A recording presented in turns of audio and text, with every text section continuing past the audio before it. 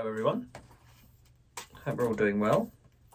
Today I've got to do a fair bit of strimming around the drive, but I need to put some new trimmer line into my Fsa57.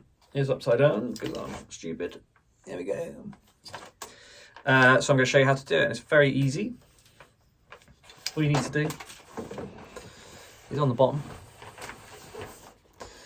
you've got some arrows there. You just need to line them up with these arrows here on the white bit. So we're just going to turn it so they're in line,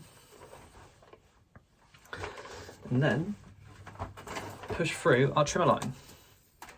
So I've cut off about, I don't know, a couple of meters probably. Post this one through, push it through, and it'll come out the other end.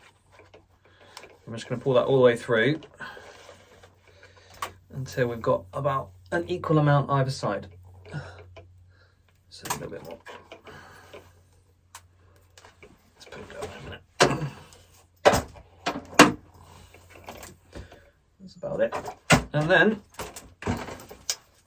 you just need to turn it to wind the trimmer line up. So anti-clockwise,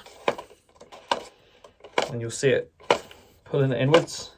And you've got to do that all the way until you've got enough either side, and you can trim it off if you need to.